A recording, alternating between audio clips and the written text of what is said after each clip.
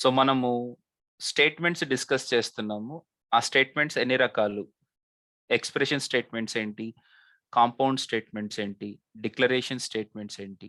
అంటూ కంప్లీట్ చేసుకున్నాం. అలాగే కండిషనల్ స్టేట్మెంట్స్‌ని కూడా మనము క్లియర్ చేసుకున్నాం. దాంట్లో కండిషనల్ స్టేట్మెంట్స్‌లో ఇఫ్ ఎల్స్ అనే దాని గురించి మనం వర్క్ చేసాం. ఓకే. ఇప్పుడు మనము స్విచ్ స్టేట్మెంట్ గురించి డిస్కస్ చేద్దాం. What is switch statement? Okay. So, switch స్టేట్మెంట్‌లో మ మ ఎలా చేయొచ్చు? దాన్ని ఎలాగా యూజ్ చేయొచ్చు? స్టేట్మెంట్స్‌లో నెక్స్ట్ పాయింట్ ఏంటండి? Switch statements. వీటిని ఎలాగ మనం వాడుకుంటాం?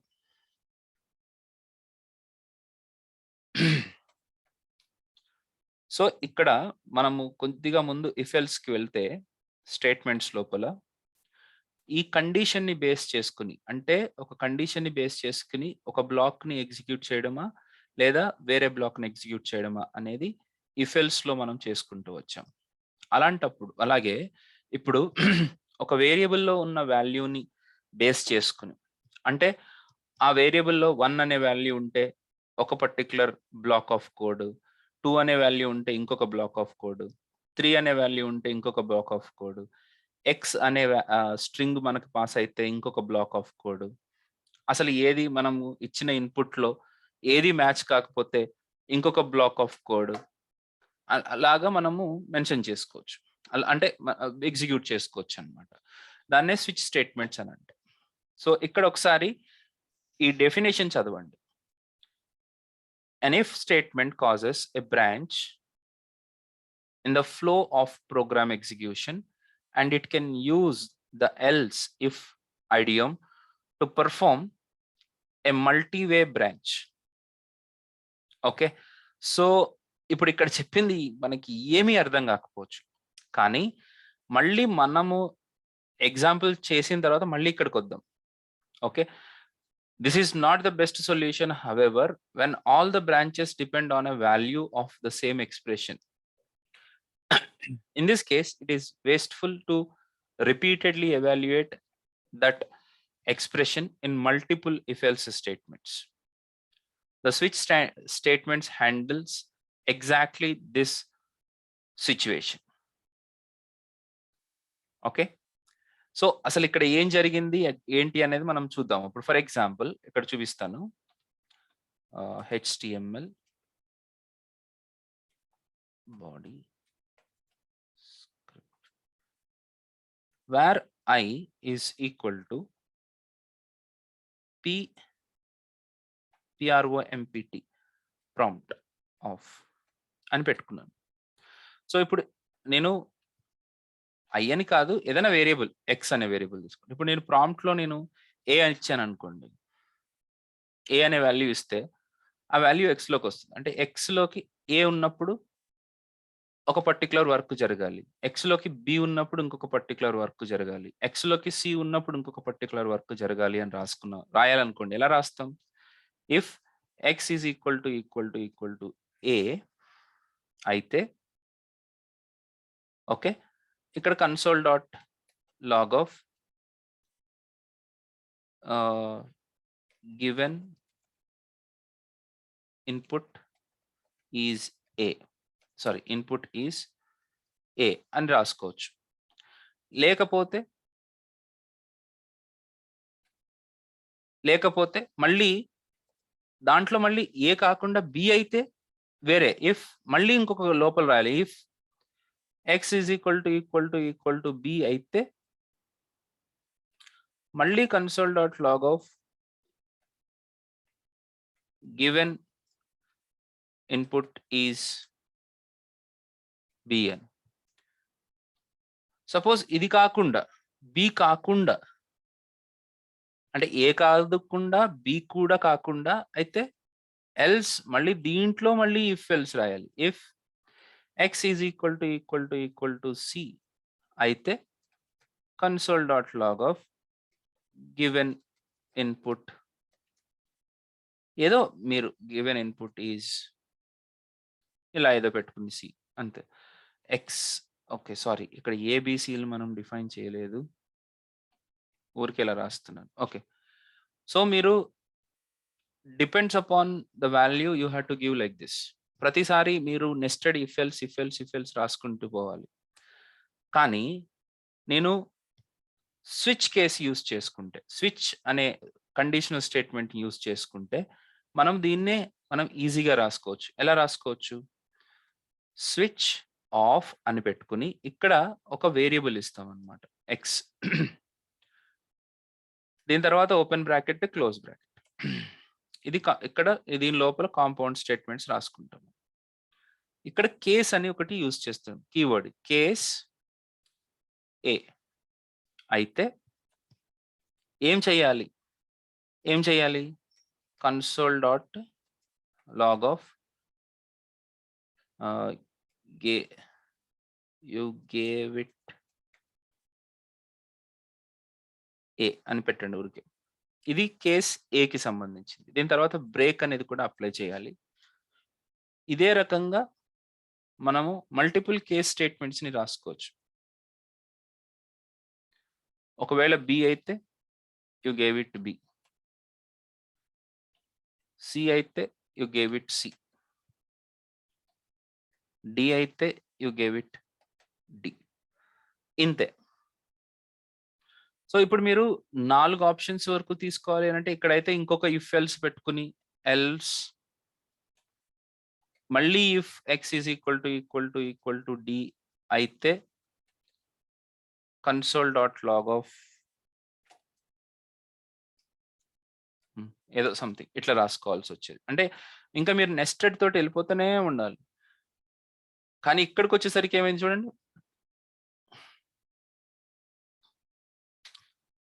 కండిషన్ చెకింగ్ అనేది ఒకటేసారి చేసుకుంటాం. అంటే ఎక్స్ లో ఉన్న వాల్యూ కండిషనల్ చెక్ అని కాదు, ఇక్కడ గ్రేటర్ దాన్లు లెస్ దాన్లు అప్లై అవ్వవు. కేసులో గ్రేటర్ దాన్ లెస్ దాన్ ఏం పెట్టలేరు మీరు. కానీ ఒక వేరియబుల్లో ఉన్న వాల్యూని బేస్ చేసుకుని ఏ పర్టికులర్ బ్లాక్ని ఎగ్జిక్యూట్ చేయాలో ఆ పర్టికులర్ బ్లాక్ని ఒక కేస్ లాగా రిప్రజెంట్ చేస్తాం. ఈ కేస్ ఎప్పుడు ఎగ్జిక్యూట్ అవుతుంది? ఈ పర్టికులర్ కేస్ ఎప్పుడు ఎగ్జిక్యూట్ అవుతుంది? ఎక్స్లో వాల్యూ ఏ వస్తే ఈ పర్టికులర్ కేస్ ఎగ్జిక్యూట్ అవుతుంది. ఎక్స్లో కనుక మీకు బి అనే వాల్యూ ఇస్తే ఈ కేస్ ఎగ్జిక్యూట్ అవుతుంది, సి వాల్యూ ఇస్తే ఈ కేస్ ఎగ్జిక్యూట్ అవుతుంది, డి అనే వాల్యూ ఇస్తే ఈ కేస్ ఎగ్జిక్యూట్ అవుతుంది. ఇలాగా మనము రకరకాల కేసెస్ని ఎగ్జిక్యూట్ చేసుకోవచ్చు. ఓకే, సో నేను ఇప్పుడు ఈ ఇఫ్ ఎల్స్ని తీసేస్తున్నాను. I hope you understood.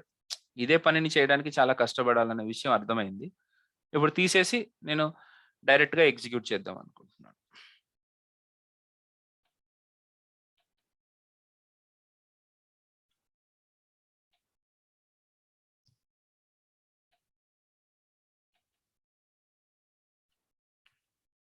So ఇక్కడ నేను ఏ అని ఇస్తున్నాను ఇన్పుట్. ఏ అని ఇవ్వగానే ఓకే క్లిక్ చేస్తే యూ గేవ్ ఇట్ ఏ అని వచ్చింది.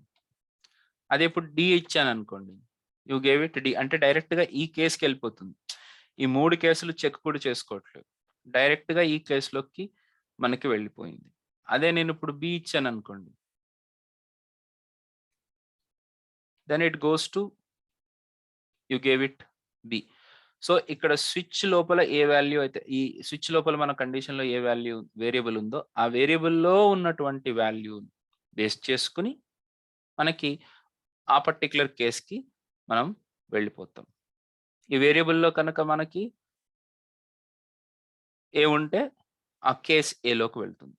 కానీ ఇప్పుడు మీరు క్యాపిటల్ ఏ ఇచ్చారనుకోండి, అప్పుడు ఏమవుతుంది? ఏ కేసు ఎగ్జిక్యూట్ అవ్వదు. ఎందుకు? ఇక్కడ ఎక్కడ మ్యాచ్ అవ్వలేదు కదా. కేస్ ఏ అని అన్నాం అంటే ఇది ఓన్లీ లోవర్ కేస్ ఏ, అంతేగాని క్యాపిటల్ ఏకి ఇది ఏ ఒక్క కేసు కూడా మ్యాచ్ అవ్వలేదు. ఏ ఒక్క కేసు కూడా మ్యాచ్ అవ్వలేదు అట్లా.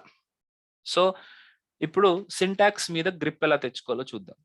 ఎలా తెచ్చుకుంటాము అని అంటే, నేను మొత్తం కిందకి రాసేస్తాను, ఇదంతా కింద పెట్టేస్తాను. సేమ్ కోడ్ మళ్ళీ రాస్తుంది. ఒక ప్రాంప్ట్ బాక్స్ లో ఇచ్చిన ఇన్పుట్ ని ఎక్స్ లోకి తీసుకున్నాను. తర్వాత ఈ స్విచ్ కేసెస్ ని ఎలాగ ఇంప్లిమెంట్ చేస్తాం. The keyword is SWITCH, switch. Immediate గా ఇఫ్ లో రాసినట్టే 2 బ్రాకెట్స్ పెట్టుకోవడం. దీంట్లో మనము కండిషనల్ వేరియబుల్ అనేది మనం ఏదైతే ఇచ్చామో దాన్ని అక్కడ పెట్టుకుంటాం. దీని తర్వాత మన కేస్ ఆఫ్ స్టేట్మెంట్స్‌ని రాసుకోవడానికి, కేస్ ఆఫ్ బ్లాక్సెస్‌ని రాసుకోవడానికి ఓపెన్ బ్రాకెట్, క్లోజ్ బ్రాకెట్ స్విచ్‌కి ఇమ్మీడియేట్‌గా పెట్టండి. దీంట్లో మనం డిఫరెంట్ కేసెస్‌ని రాసుకుంటాం. సో, ఫస్ట్ కేస్ రాయడానికి CASE కేస్ అనే కీవర్డ్ యూజ్ చేసి CASE కేస్ యూజ్ చేసి కేస్ Xలో ఇచ్చిన ఇన్‌పుట్‌ని బట్టి, సార్ నా దగ్గర చాలా ఇన్‌పుట్స్ ఉన్నాయనుకోండి, అది వేరే ఇష్యూ. దాన్ని ఎలా చేయాలని తర్వాత చూపిస్తాను. అంటే ఇచ్చిన ఇన్‌పుట్‌లు మనకి ఏ టు జెడ్ ఏదన్నా ఇవ్వచ్చు. ఇచ్చినప్పుడు ఏం చేయాలి అనంటే అది వేరే. ముందు మనకి సెట్ ఆఫ్ ఆప్షన్సే ఉంటాయని అనుకున్నప్పుడు సెట్ ఆఫ్ ఇన్‌పుట్సే ఉంటాయని అనుకున్నప్పుడు దీన్ని మనం యూజ్ చేయాల్సుంటుంది. ఓకే. సో, కేస్ ఏ కేస్, కేస్ స్పేస్ ఇచ్చి ఆ ఇన్‌పుట్‌ని మీరు కంపేర్ చేయాలి కదా! ఎక్స్‌లో ఏమున్నప్పుడు అనే ఇన్‌పుట్‌ని ఇక్కడ మీరు పెట్టాల్సుంటది. ఎక్స్‌లో ఏ ఉన్నప్పుడు అన్నట్టు పెట్టాలి. సో, థిస్ వాల్యూ ఇక్కడ మీరు కేస్ తర్వాత స్పేస్ ఇచ్చి ఏదైతే మీరు ఇచ్చారో, ఆ వాల్యూ అనేది ఇక్కడ ఎక్స్ తోటి కంపేర్ అవుతుంది. ఓకే. ఇక్కడ నేను ఎక్స్ తోటి కంపేర్ చేయడానికి స్ట్రింగ్‌గా ఇచ్చాను నేను. ఎక్స్ తోటి కంపేర్ చేయడానికి స్ట్రింగ్‌గా ఇచ్చాను నేను. కొంతమంది ఇక్కడ డైరెక్ట్‌గా ఏ అని ఇస్తారు. ఏ అనంటే ఇక్కడ వితౌట్ కోట్స్ మనం ఏ అని ఇచ్చినప్పుడు a will be considered as a variable. So, మీరు ఎట్లాగైనా సరే కోట్స్‌లో పెట్టాల్సుంటుంది. A is a variable. A colon అని చెప్పేసి మనం ఏ తర్వాత ఆ పర్టిక్యులర్ కంపారిజన్ స్ట్రింగ్ తర్వాత మీరు కోలన్ అని పెట్టుకొని బ్రేక్ కూడా ఇమ్మీడియేట్‌గా రాసేసేయండి. బ్రేక్ తర్వాత కూడా సెమీకోలన్ ఇవ్వాలి. సో, ఈ కేస్‌కి, బ్రేక్‌కి మధ్యలో మీ ఇష్టం అండి. console.log of it's a first letter of a, first letter of alphabets. తర్వాత console.log of I like A because it's apple. మీ ఇష్టం. తర్వాత మీరింకా వేరియబుల్ ఏమైనా డిక్లేర్ చేసుకుంటే where h is equal to 90 plus 100 console.log of ఏందో ఏమో కామా హెచ్. మీరు ఏ కోడ్ అన్నా రాసుకోండి. ఇదంతా ఒక బ్లాక్‌గా కన్సిడర్ అవుతుంది. ఈ కేస్‌కి, ఈ బ్రేక్‌కి మధ్యలో రాసిందంతా ఒక బ్లాక్. ఈ బ్లాక్ మొత్తం ఎప్పుడు ఎగ్జిక్యూట్ అవుతుంది? ఏ ఎక్స్ఎన్ లోపల, అంటే అదే ప్రాంప్ట్ లోపల ఏ అని ఇచ్చినప్పుడు మనకి ఈ బ్లాక్ ఎగ్జిక్యూట్ అవుతుంది. అలాగే ఇప్పుడు ఇంకొక బ్లాక్ రాసింది. కేస్ డబ్ల్యూ అంటే డైరెక్ట్‌గా డబ్ల్యూ ఇవ్వలేము కదా! కోట్స్ ఇచ్చుకొని.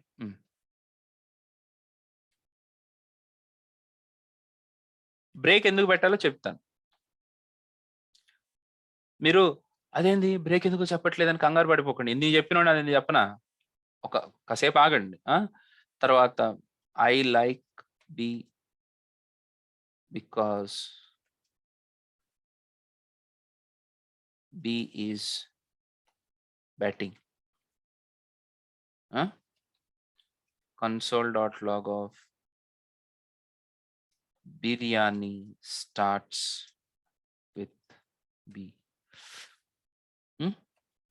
console.log ఆఫ్ ఇంకా ఇంకేం లేదా? అయిపోయిందా?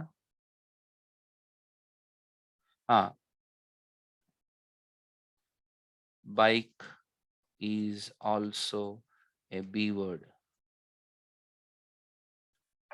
సంథింగ్ ఏదో సోది నేనేదో రాస్తున్నా. ఓకే. సో, ఈ రకంగా మనము మల్టిపుల్ స్టేట్మెంట్స్‌ని రాసుకొని మనం దాన్ని ఎగ్జిక్యూట్ చేసుకోవచ్చు. అర్థమవుతుందా? రైట్.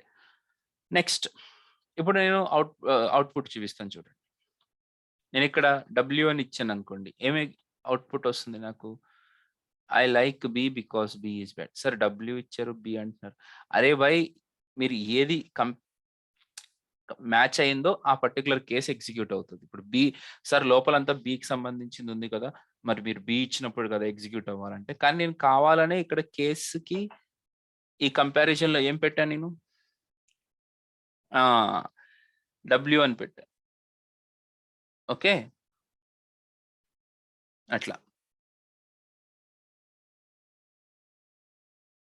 అర్థమవుతుందా? యాహ్! ఓకే. సో, నౌ దీని రియల్ ఇంప్లిమెంటేషన్స్ ఏంటి?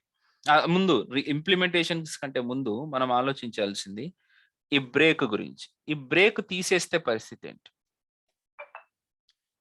సపోజ్ ఇప్పుడు బ్రేక్ తీసేసాను. హ్మ్.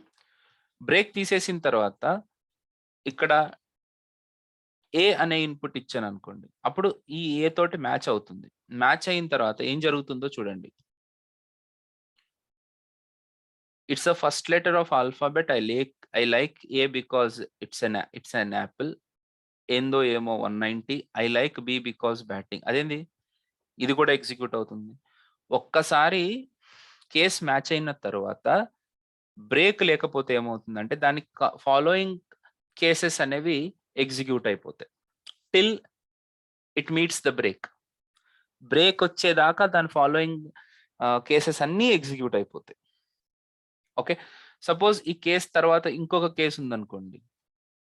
సో, మనం ఇన్నిన్ని కేసులో ఇన్ని స్టేట్మెంట్స్ కాకుండా ఊరికే ఎగ్జాంపుల్ కోసం కాబట్టి ఇట్స్ ఏ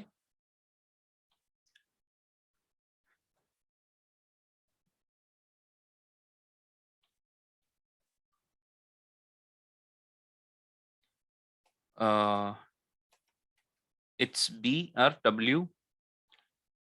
బ్రేక్ తర్వాత కేస్ బి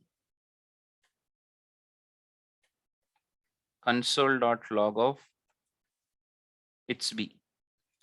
హలో చూడండి ఇప్పుడు. సో, ఇప్పుడు నాకు ఇలా ఉందనుకోండి కోడ్. ఓకే. సో, నేను ఇన్పుట్ గనక ఏ ఇచ్చాననుకోండి. కేస్ ఏ ఎగ్జిక్యూట్ అవుతుంది. Very good. కేస్ ఏతో పాటు డబ్ల్యూ గూడా ఎగ్జిక్యూట్ అవుతుంది. బికాజ్ కేస్ ఏ తర్వాత బ్రేక్ లేదు. That is second point. Okay. మరి బి ఎగ్జిక్యూట్ అవుతుందా కాదా? అంటే కాదు. ఎందుకంటే మీకు ఎక్కడ బ్రేక్ అనేది మీకు ఎదురైందో అక్కడ వరకు మీకు ఎగ్జిక్యూట్ అవుతూనే ఉంటాయి అన్ని కేసులు. ఒక్కసారి బ్రేక్ ఎగ్జిక్యూట్ అయిందంటే ఆ స్విచ్ కేస్ నుంచి బయటకొచ్చేస్తుందన్నమాట. స్విచ్ కేస్ స్టాప్ అయిపోతుంది. సో, అందుకనే మీకు సేవ్ అండ్ రిఫ్రెష్. ఇక్కడ ఏ ఇచ్చాను కదా! ఏ ఇచ్చినప్పుడు ఏమైంది? ఏ ఎగ్జిక్యూట్ అయింది. డబ్ల్యూ ఎగ్జిక్యూట్ అయింది. యూ గేవ్ ఇట్ ఏ అని ఎందుకొచ్చింది? ఓహ్! ఇవి కూడా execute అయిపోతున్నాయా? Sorry. Yeah! Hmm. Hmm. It's A, it's W. Right? B ఎందుకు ఎగ్జిక్యూట్ కాలేదంటే దానికి ముందు బ్రేక్ వచ్చేసింది. అంటే ఈ ఫ్లోలో బ్రేక్ ఒకటిసారి ఎగ్జిక్యూట్ అయిపోయింది కాబట్టి టాటా బై బై. సపోజ్ ఇక్కడ బ్రేక్ లేకపోయుంటే బి దాకా వచ్చేసింది. సపోజ్ ఇప్పుడు నేను డబ్ల్యూ అని ఇచ్చాననుకోండి. అప్పుడు directly it goes to W first thing. Directly it goes to W. తర్వాత బి కూడా ఎగ్జిక్యూట్ అవుతుంది. బి కూడా ఎగ్జిక్యూట్ అవుతుంది. Right. Okay. If you understood that's very good. Superb అండి. రైట్. నెక్స్ట్ దీని తర్వాత మీకు ఇంకొక ఓకే. బ్రేక్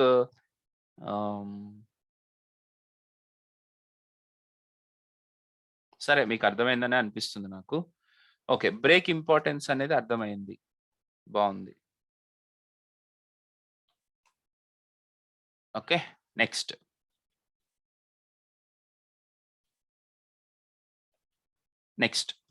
సపోజ్ నేను ఏది ఇవ్వలేదు.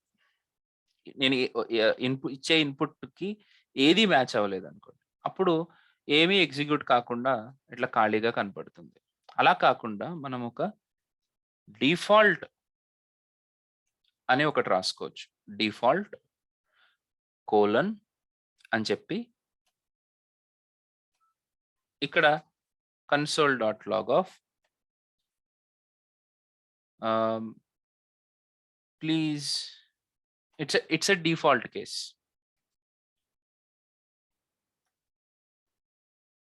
ఇలా. సో ఇప్పుడు దీని పరిస్థితి ఏంటి? ఇప్పుడు సపోజ్ నేను ఆర్ ఇచ్చాను అనుకోండి ఇన్పుట్. ఓకే ప్రెస్ చేస్తే ఇట్స్ ఎ డిఫాల్ట్ కేస్ అని వచ్చింది. అంటే ఇది అట్లీస్ట్ ఇదన్నా ఎగ్జిక్యూట్ అవుతుంది. Okay, at least. దీని తర్వాత బ్రేక్ పెట్టాలా వద్దా అంటే పెట్టొచ్చు, కానీ అవసరం లేదు కదా. ఇంకా దాని కింద ఏమీ లేదు అని అన్నప్పుడు ఇంకా దానికి బ్రేక్ పెట్టాల్సిన అవసరం ఏముంది? కాబట్టి that's up to you, right.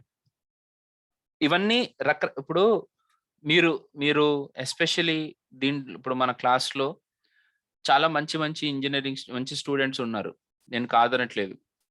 కానీ మీరు ఎక్కడ తప్పు చేసి ఉంటారు అని అంటే, సపోజ్ ఇప్పుడు మీరు స్విచ్ కేసు అర్థమైపోయింది అనుకోండి, మీకు ఏమనిపిస్తుంది అని అంటే, నాకేదో అర్థమైందిలే, నాకు అర్థమైపోయింది, ఒక 2-3 కోడ్లు 2-3 ప్రోగ్రాంలు మనము ప్రాక్టీస్ చేసేస్తే సూపర్, ఇంకా సరిపోతుంది అని అనుకుంటున్నాం మనం.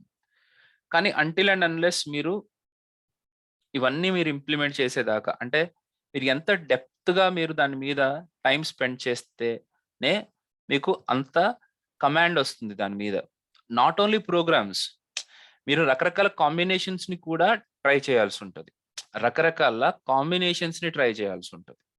Okay, what is one combination? Suppose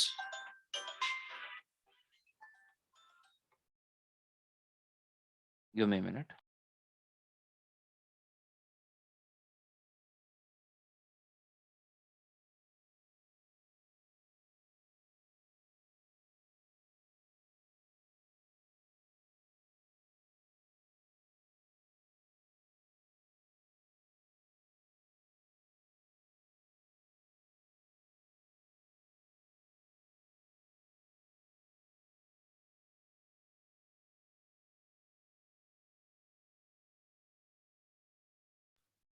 sorry. So ఇప్పుడు ఈ డిఫాల్ట్ కేస్ని నేను ముందు పెట్టాను అనుకోండి, అంటే ఇప్పుడు ఎక్కడో పెట్టేశాను, అప్పుడు పరిస్థితి ఏంటి? డిఫాల్ట్ కేస్ని నేను ముందుగానే రాసేసాను అనుకోండి, will it be executed? Yes it will be. Yes it will get executed.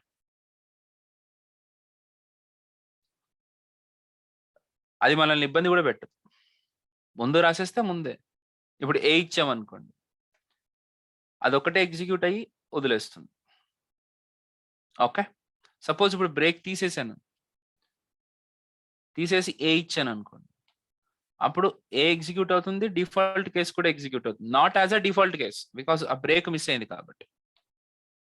Okay, suppose ఇప్పుడు బ్రేక్ తీసేసాను అనుకోండి, డిఫాల్ట్ కున్న బ్రేక్ తీసేసాను అనుకోండి, అప్పుడు పరిస్థితి ఏంటి?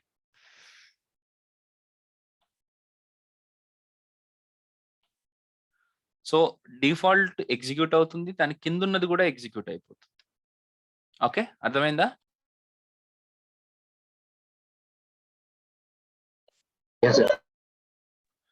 సో ఇది మనకున్నటువంటి అప్రోచ్ అనమాట. ఈ డిఫాల్ట్ని మధ్యలో పెట్టుకున్నంత మాత్రాన మీరు భయపడాల్సిన పని లేదు. కాకపోతే మధ్యలో పెట్టుకున్నారు అని అంటే మీరు డెఫినెట్గా బ్రేక్ అనేది యూజ్ చేయాలి. బ్రేక్ అనేది యూజ్ చేయకపోతే ఇబ్బంది పడతారు, అంతే తప్ప దాన్ని మధ్యలో పెట్టుకున్నంత మాత్రాన మనకి ఏ ప్రాబ్లము లేదు. ఓకే, అలా. Next, I think I have covered most of the scenarios. Okay, ఇప్పుడు కొన్నిసార్లు మనం కేసెస్ ఇలా కూడా రాస్తాం, అంటే ఎట్లా రాస్తే ఏమవుతుందో కూడా చూడాలి మీరు.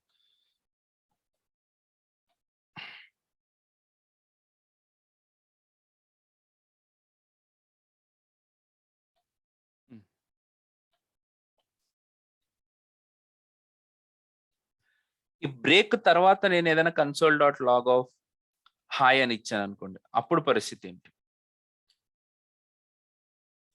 It's nowhere. ఇప్పుడు ఇలాంటి కోడ్ ఎగ్జిక్యూట్ అవుతుందా లేదా? నేను ఏ అని కోడ్ ఇవ్వగానే ఇట్స్ ఏ, అది ఎగ్జిక్యూట్ అయిపోయింది. చూడండి, సపోజ్ ఇప్పుడు డబ్ల్యూ అని ఇచ్చాను అనుకోండి, డబ్ల్యూ ఎగ్జిక్యూట్ అయింది. మరి నేను ఏ స్టేట్మెంట్ ఇవ్వనప్పుడు పరిస్థితి ఏంటి?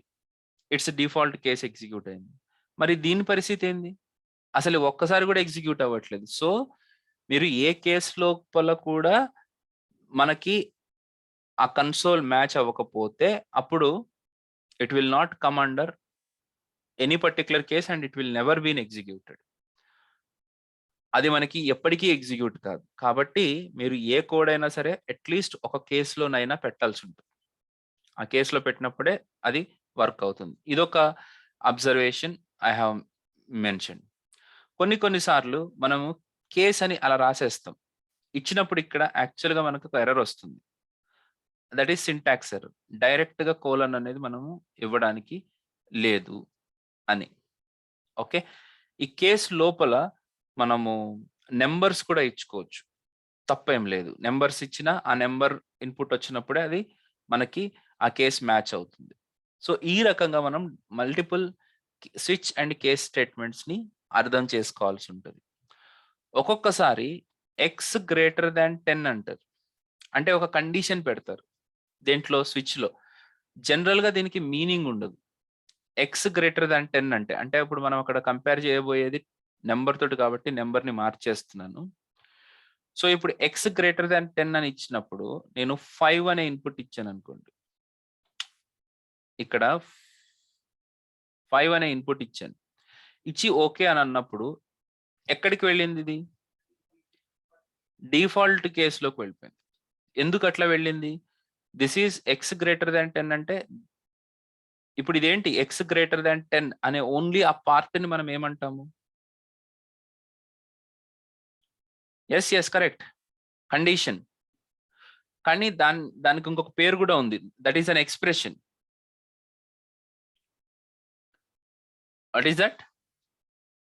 ఓయ్! Logical expression. Because this is an expression, but it is a logical expression because it is giving us either true or false. మీరు లాజికల్ ఎక్స్‌ప్రెషన్ ఇచ్చినప్పుడు ఇక్కడ స్విచ్ కేసెస్‌లో ట్రూ ఆర్ ఫాల్స్ ఉంటే అది మ్యాచ్ అయ్యేది. ట్రూ ఆర్ ఫాల్స్ లేవు కాబట్టి మనకి డైరెక్ట్‌గా డిఫాల్ట్‌కి వెళ్ళిపోయింది. సో ఇక్కడ 0 మ్యాచ్ అవ్వాలి కదా సార్ అని అంటే 0 ఈస్ కన్సిడర్డ్ యాస్ ఫాల్స్ కానీ స్విచ్ మ్యాచ్ చేయలేదు దాన్ని. అదే నేను ఇక్కడ ఫాల్స్ అని ఇచ్చాను అనుకోండి. అప్పుడు పరిస్థితి ఏంటి? చూసారా? ఫాల్స్ మ్యాచ్ అయింది ఇక్కడ. Hello right? సో ఇది ఈ రకమైన లాజికల్ కాంప్లెక్సిటీ కూడా ఉంటది. ఓకే. సో మిమ్మల్ని స్విచ్ కేస్‌లోనే విపరీతంగా ఆడుకోవచ్చు నేను. మీరు ఇలాంటివన్నీ ప్రయోగాలు చేయకుండా నాకు లాజిక్ డెవలప్ అవ్వట్లేదు. ఇంక్రీజ్ మై లాజిక్ నో అంటే కుదరదు. అసలు మీకు ఎందుకు లాజిక్ డెవలప్ అవ్వట్లేదు అని అంటే అది ఎప్పుడు మీరు చేయలేదు. ఇలా చేస్తే ఏమొస్తుంది? అలా చేస్తే ఏమొస్తుంది? అని ఎప్పుడు మీరు ప్రయత్నం చేయలేదు కాబట్టే మీకు ఈ ప్రాబ్లమ్. రకరకాల ప్రయత్నాలు, రకరకాల ఆప్షన్స్, రకరకాల సిట్యుయేషన్స్‌ని మనం చేస్తామో, మనం ఎప్పుడైతే ఎగ్జిక్యూట్ చేసి చూసుకుంటామో అప్పుడు ఫస్ట్ ఆఫ్ ఆల్ మనకి స్విచ్ కేస్ అంటే ఫండమెంటల్ ఫౌండేషన్ అనేది బాగొస్తది. ప్రస్తుతానికి మన ఫౌండేషన్ చాలా బావుంటుంది. రెండోది డిఫరెంట్ సినారియోస్ మనకి అర్థమవుతాయి. దాంతోటి లాజిక్ అనేది మనం ఓన్‌గా బిల్డ్ చేసుకుంటాం. ఓకే. క్లాస్‌కి దాన్నేమంటారు పండగకి, వర్షాకాలానికి వర్షం వచ్చినప్పుడు క్లాస్‌కొచ్చేవాళ్ళు ప్రాక్టీస్ చెయ్యరు. చేయనప్పుడు ఏమవుతది? ఆటోమేటిక్‌గా లాజికల్ డెవలప్ గావు. కొంతమంది చాలా మంచి వాళ్ళే ఉంటారు. వాళ్ళకి చాలా ఎక్కువ పంచాయతీలుంటాయన్నమాట. పంచాయతీలంటే వాళ్ళు వేరే యాక్టివిటీస్‌లో గూడా ఉంటారు. కోడింగ్ నేర్చుకోవాలనుకున్నోడు కోడింగ్ గురించి ఆలోచించు. సార్ వాడెవడో అసలు చదవనే చదవడు. వాడు మస్తు కోడింగ్ చేసేస్తా ఉంటాడు. ఆడి గురించి నీకెందుకే? నీకేది వర్కౌట్ అవుతుందో నువ్వు ఆలోచించుకో. సో మీరెక్కువ అంటే నేనెందుకు ఇదంతా చెప్తున్నానంటే, నేను క్లాసులన్నీ చెప్పి ఉపయోగం లేకుండా పోతున్నది అని కొంతమంది స్టూడెంట్స్‌ని చూస్తే అనిపిస్తది. I'm just finding out for them. నేను ఈ మాట వాళ్ళ గురించి పర్టిక్యులర్‌గా చెప్తున్నాను. మీరు రకరకాల ఎక్స్‌పెరిమెంట్స్ చేయాలి. ఇలా చేస్తే ఏమొస్తది? అలా చేస్తే ఏమొస్తది? అని కూర్చోవాలి. మీరు అలా ఎక్స్పెరిమెంట్ చేస్తుంటే కిటికీలు తెల్లారిపోవాలి, మీ చేరికి బొక్కలు పడాలి. అంటే అంటే నేను ప్యూర్ తెలంగాణలో చెప్తే అట్లా చెప్పాలి నేను. అంటే కూర్చుని అట్లా అయిపోవాలన్నమాట. అంత ప్రాక్టీస్, అంత కాంబినేషన్స్ ట్రై చేసి ఎఫర్ట్స్ పెడితే ఆటోమేటిక్‌గా లాజిక్‌లనేవి డెవలప్ అవుతాయి. మీరు కాంబినేషన్స్ ట్రై చేయకుండా, మీరు ఏదైతే కాంబినేషన్స్ చెప్పారో అవే మేము చేసి చూసుకున్నాం సార్, చాలా బాగున్నాయి అంటే కుదరదు. మీరు కూడా మల్టిపుల్ కాంబినేషన్స్‌ని ట్రై చేయండి. Thank you for listening to me. So, ఇక్కడ ఇది ఈ ఎక్స్‌ప్రెషన్ ఇచ్చే రిజల్ట్‌ని బట్టి మన కేసులనేవి మ్యాచ్ అవుతాయి. మన కేసెస్ అనేవి మ్యాచ్ అవుతాయి. Right. Next very, very important question. I repeat, very, very, very important question. Okay. ఇది ఎంసెట్ క్వెషనా, ఐఐటీ క్వెషన్ గురించి కాదు నేనంటుంది. ఇట్లాంటి సిట్యుయేషన్స్ వస్తాయి. సపోజ్ ఇప్పుడు X is equal to prompt అని అన్నాను. కేసు 0 అని తీసుకున్నాను. కేసు ఇక్కడ 0 అని తీసుకున్నాను. సో, ఇది డిఫాల్ట్ వదిలేద్దాం.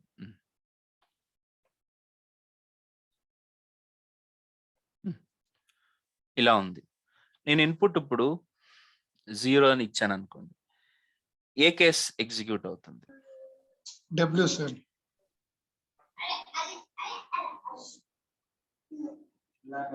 మళ్ళీ కేస్ కన్సోల్ స్టేట్మెంట్ ఏంటో చెప్పు. It's W I think. It's A, sir.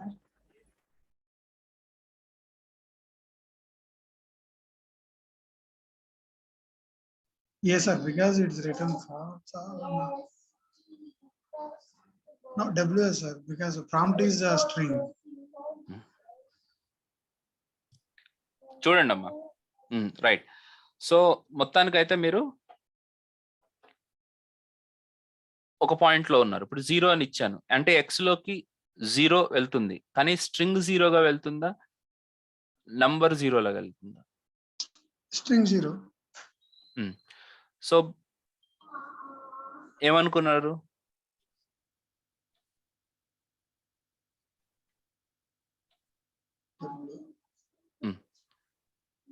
కానీ ఇక్కడ యాక్చువల్‌గా సారీ, నేను ఇక్కడ ఎక్స్ గ్రేటర్ దాన్ ఎక్స్ అని పెట్టాను.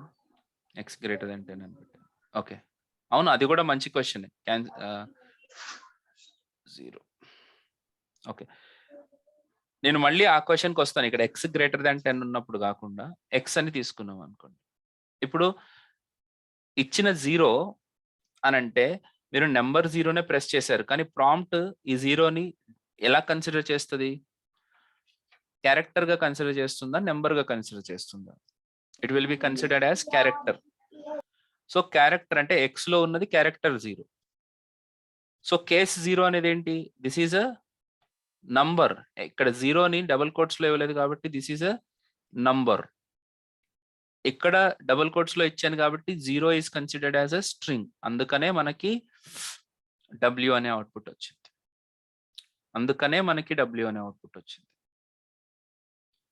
ఓకే. అయితే ఇంతకు ముందు X greater than okay. I hope you understood this now. Hello.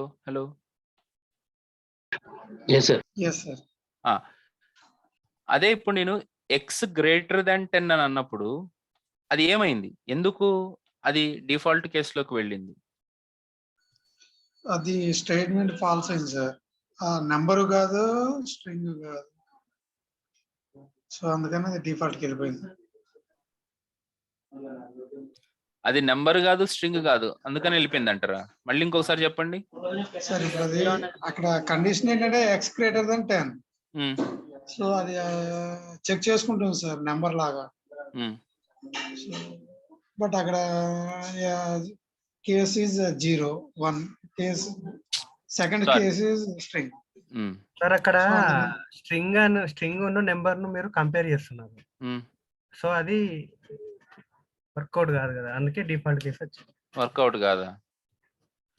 Work out string మీరు ప్రాంప్ట్ లో నెంబర్ తీసుకున్నప్పుడు అది స్ట్రింగ్ గా కన్వర్ట్ అవుతుంది కదా సార్, ఇక్కడ ప్లస్ ఇవ్వలేదు కాబట్టి. అప్పుడు స్ట్రింగ్ 0 గ్రేటర్ దాన్ 10 అని కంపేర్ చేస్తున్నారు కదా. సో నేను ఆ విధంగా అనుకుంటున్నాను. Okay. So first of all నేను ఇందాకే చెప్పాను. ఎక్స్ గ్రేటర్ దాన్ 10 అనేది ఒక logical statement. Sorry, logical expression. Logical expression ఇచ్చే రిజల్ట్ ఏంటి? True or false. Yes. So ఇక్కడ ఎక్స్ గ్రేటర్ దాన్ 10 అని ఎక్స్ లో 0 ఉంది. 0 గ్రేటర్ దాన్ 10. రైట్? ఇప్పుడు అది స్ట్రింగ్ గా గానీ లేకపోతే నంబర్ గా గానీ whatever it may be, what does it return?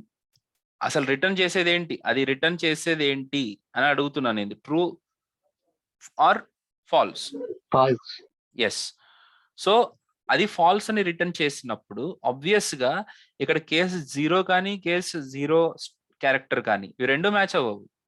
కాబట్టే డిఫాల్ట్ లోకి వెళ్ళింది. సపోజ్ ఇక్కడ నేను case true console.log of cricket break, case false console.log of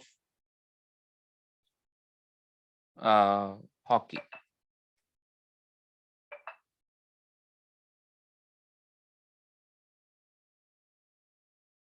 One second.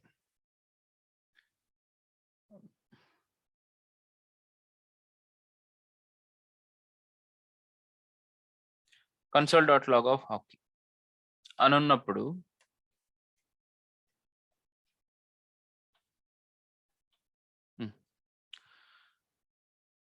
Save చేసి రీఫ్రెష్ చేస్తాను.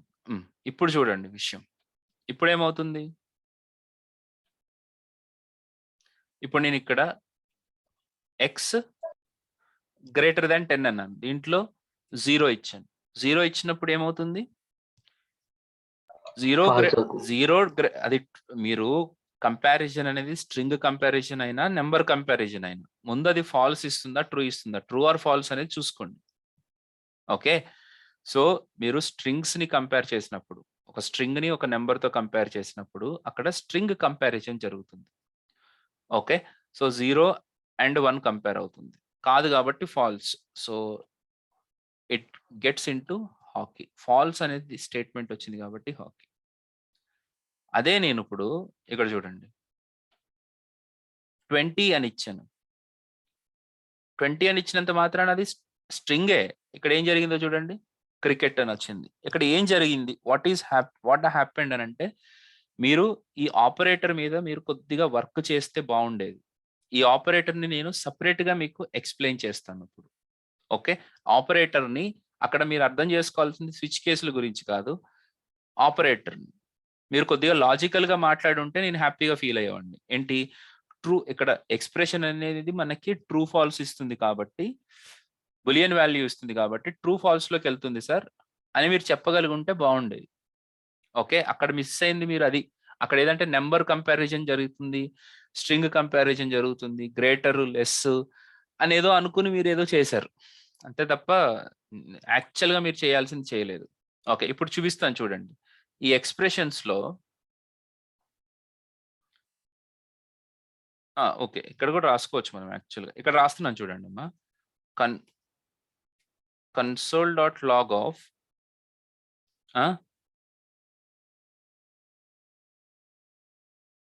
high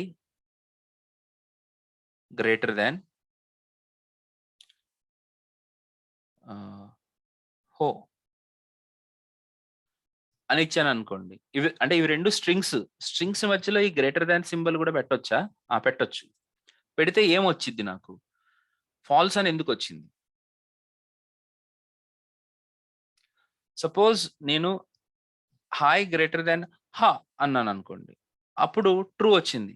అసలు ఎందుకు ఇలా వచ్చింది? సురేష్ దీని మీద ఒక ఇది ప్రిపేర్ చెయ్యి. ధృతిమేన్ సరికి చెప్పు ఇన్స్టాక్. ఓకే. సో ఇలా ఎందుకు వచ్చింది? ఇక్కడ హెచ్ కంపారిజన్ జరుగుతుంది. హెచ్ కంపారిజన్ జరుగుతుంది. తర్వాత ఐఓ కంపారిజన్ జరుగుతుంది. ఈ రెండిట్లో ఏది ఇప్పుడు పెద్దది?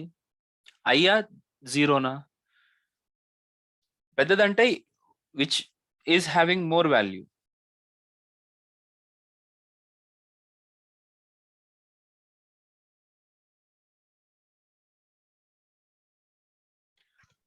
Index ప్రకారం I సారీ ఓ, ఎందుకంటే ABCDEFGH IJKLMNO ఐ తర్వాత ఓ వచ్చింది కదా, అందుకని ఇది ఓ పెద్దది అవుతుంది. కానీ ఇక్కడ నేను ఇచ్చిన కండిషన్ ఏంటి, HI is greater than HO అన్నాను, ఇది ఫాల్స్ కాబట్టి ఇలా వచ్చింది. HI is greater than HA అన్నాను, ఎందుకంటే yes it is true, I is greater than A అన్నట్టు, అందుకనే మనకి ఇక్కడ ట్రూ అని వాల్యూ వచ్చింది. ఇది కూడా కంపారిజన్. దీంట్లో మనము ఎలా చేసుకోవచ్చు అని అంటే, this is very useful for printing strings in ascending order and descending order. Ascending order and descending order. So Dhritiman, please add this also in the assignment. Ascending order and descending order of strings also. Okay, so this is how it works. అందుకనే ఇందాక జరిగిన goal ఏంటంటే, ఇక్కడ string 0 గానే ఉంది, అంటే character 0 గానే ఉంది, కాకపోతే క్యారెక్టర్ 0 ఈజ్ గ్రేటర్ దాన్ 10 అంటే తప్పు. అదే నేను ఇక్కడ X లోపల నేను 2 ఇచ్చాను అనుకోండి, 2 ఈజ్ గ్రేటర్ దాన్ 10.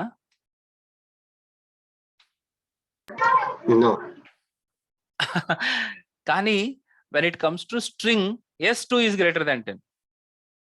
బా ఏంది సార్ ఇది అంటే, ఎస్ కరెక్ట్. ఇప్పుడు ఇక్కడ చూడండి, ఇప్పుడు మీకు ఏం ఎగ్జిక్యూట్ అవుతుంది, ట్రూ ఎగ్జిక్యూట్ అవుతుంది.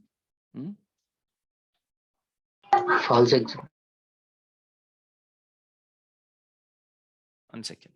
Yeah, false execute అయింది. console.log of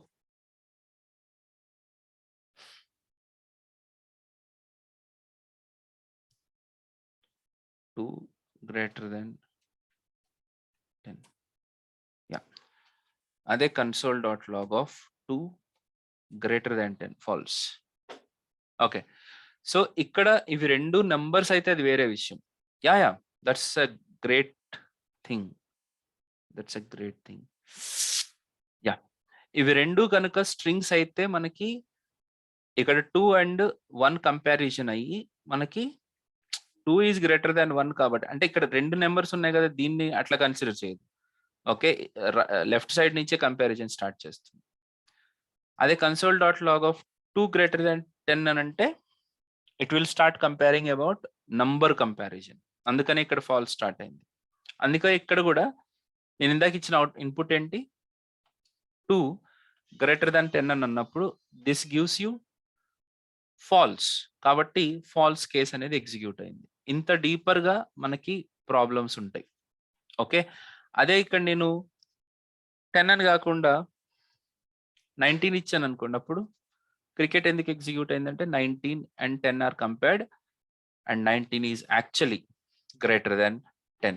సో ఈ రెండిట్లో మనకి ఒక స్ట్రింగ్ ఉన్నప్పుడు కంపారిజన్ వేరే ఉంది, ఒక స్ట్రింగ్ నెంబర్ ఉన్నప్పుడు కంపారిజన్ వేరే ఉంది, అండ్ స్ట్రింగ్ నెంబర్ ఉన్నప్పుడు anyways you know that.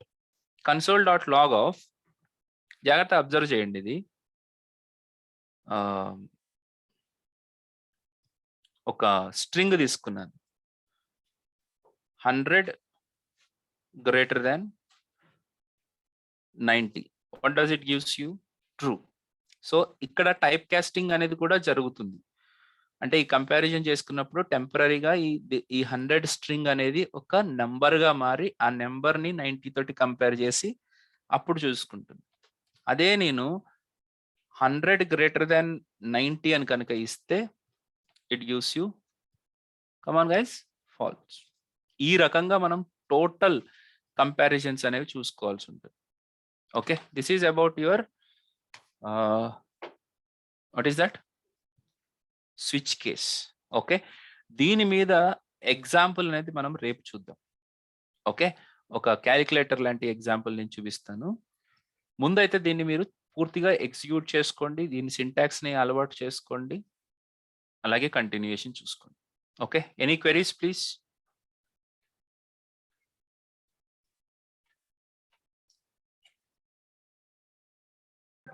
No sir.